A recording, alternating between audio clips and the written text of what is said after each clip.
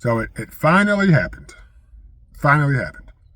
The Zenfone 11 Ultra was announced a couple days ago. That is a massive phone. 6.8 inches? 6.7, 6.8, one of the two. Either way, way larger than the 5.9 inches of the Zenfone 10 and the Zenfone 9. Is excuse me. Is there going to be a regular Zenfone 11 non-ultra? We don't know. Because they put ultra on it, I'd hope that there's a non-ultra device. I mean, it'd be like calling something a pro device or putting pro on the moniker. And man, did I just like spit pro device and not creating a non-pro device? So we'll find out. But I don't think I want to buy that phone. I mean, it starts at $1,000, I think, or around $1,000. Somebody said 800. Yeah, I was watching some tech news, and he said 800. Maybe 900. I don't know. Either way, it's bigger and more expensive than something that I want. Does that mean I'm not going to get it? I don't know. But at the end of the day, I hope that a regular Zenfone 11 is actually created. Now, when it comes to the creation of this device, the first thing that most people would say is, oh, well, it's just a ROG gaming phone without all the gaming stuff. Which, yeah, when you look at them side by side, yeah, that's pretty much what it is. But what Asus, I'm not sure the correct way to say the name. What they've done, though, is they've just put themselves in a market that is already saturated with people or companies that have tons of brand recognition. So right now, yeah, they're going head to head with this new phone, with the S24 Ultra, which, yeah, costs a little bit more, but I feel like that's still that same market segment, and the iPhone 14 Pro Max. Sorry, the iPhone 15 Pro Max. Then, yeah, you have like the OnePlus 12, similar dimensions. And yeah, there's some other phones I just, don't really think about right now.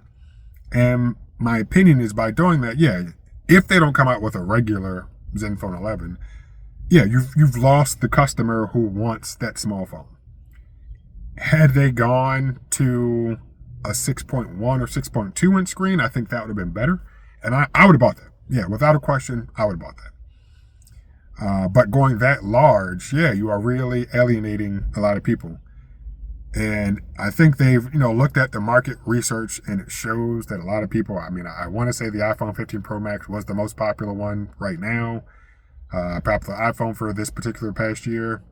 And I think the S24 Ultra also was the most popular selling S series device of this segment, or is the current most popular one. You know what I'm trying to say. So that's probably what they looked at and said, oh, well, people want big screens, so we need to make a big screen phone. And yeah, like I'm saying, yeah, that is true. But if people already identify with a particular brand, you're now competing in a market that you right now don't have much market share. So it's always, you may make a good product, you may make an amazing product, but what about your product is not just enough to make somebody choose it, but enough to make them switch away from what they've already gotten used to. And that's going to be it's always an uphill battle. So we'll see if it's successful at all. And one question I do have, which we'll find out, which it's the one thing that I think almost nobody cares about. What are the data transfer speeds going to be on that USB-C port? That's what because if they call it an Ultra phone, it better not be operating at USB 2 speeds. Better not. That's just a hard stop. It's an Ultra phone. I expect everything to be some type of Ultra spec. So do we need a Thunderbolt port on it? No. But and not that USB 3 is Ultra, but USB 2 definitely is not an Ultra level spec. So it better be some type of USB 3. I'm expecting no less than 10 gigabit speeds. 20 would really make it an Ultra, but that's not going to happen. So we'll find out. Some testers or something will appear online, and I'll actually get a good answer to that. Now, Marcus Brownlee made an amazing video, which it's been a while since I've said that about some of his videos, about the death of the small phone. And yeah, we, the consumer, killed it. I don't feel like I was really a part of that because I've always tried to continue buying small phones. Now, I will say I don't buy my phones new, so that those dollars weren't going directly back to the company, so that potentially impacted it. But I still like my smaller phones. Is there anything else I want to say about the Zenfone 11 Ultra? Not really. Big screens, big battery, big speakers, still has a headphone jack. I think it has wireless charging, which I don't really care about. And, software support. So I was watching GSM Arena's review of it, and I believe he said at least 2 years of, or 2 major Android updates and 4 years of security updates. 2 is not enough. 7 is too many. 2 is not enough. And yeah, there was a wide range in there in terms of years of support. I feel like they should have just done 4 and 4. I think that would have been the sweet spot. But 2 is not enough, especially if you're paying that much.